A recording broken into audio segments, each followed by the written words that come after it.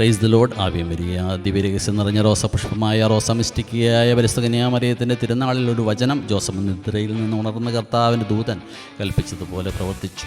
പരിശുദ്ധ കന്യാമറിയം പ്രത്യക്ഷപ്പെട്ട ഒരു ദൂത് പിയരനഗിലിയിലൂടെ 1947 2 ഘട്ടങ്ങളായി മോണ്ടിക്കിയാരിയിലും 1966 3-ാം ഘട്ടമായി ഫോണ്ടനിലും നൽകപ്പെട്ടത് വഴി എല്ലാ വർഷവും ജൂലൈ 13 കൊണ്ടാടാനുള്ള തിരുനാളിൻ്റെ ഒരു ഉണർത്തുപാട്ടായി ദിവ്യരഹസ്യങ്ങൾ നിറഞ്ഞ റോസാപുഷ്പങ്ങളുടെ ഒരു വസന്തകാലമായി അതിനുള്ള പ്രാർത്ഥനാ പരിഹാരം, അനുതാപം നിറഞ്ഞ പ്രായശ്ചിത്തം എന്നിവയുടെ ഉണർത്തുപാട്ടായി ദൈവവിളി സ്വീകരിച്ച സന്യസ്തർ ആദിമ ചൈതന്യത്തിലേക്ക് ഉണർന്നു വരുന്നത് വഴി സമർപ്പണത്തിലെ പരിമളം പരക്കുന്ന വസന്തകാലമായി ദൈവവിളിയിൽ നിലനിൽക്കുന്നത് വഴി ഉയരാനുള്ള ഉണർത്തുപാട്ടായി സമർപ്പിതർ സ്നേഹം മാത്രം അറിയാവുന്ന ഈശോയുടെ ഹൃദയത്തെ കുത്തി തുളയ്ക്കുന്നത് മൂലം മാതാവിൻ്റെ ഹൃദയത്തിലേറ്റ വാളുകൾ പ്രാർത്ഥനയുടെ പരിമളം പരത്തുന്ന സഹനസുമത്തിൻ്റെ പരിമളം വ്യക്തമാക്കുന്ന വസന്തകാലമായി നമുക്കും ഈ തിരുനാൾ കൊണ്ടാടാം.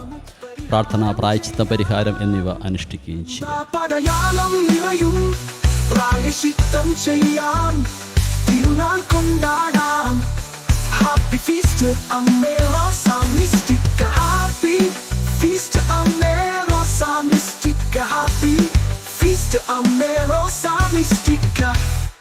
Rosa Mística.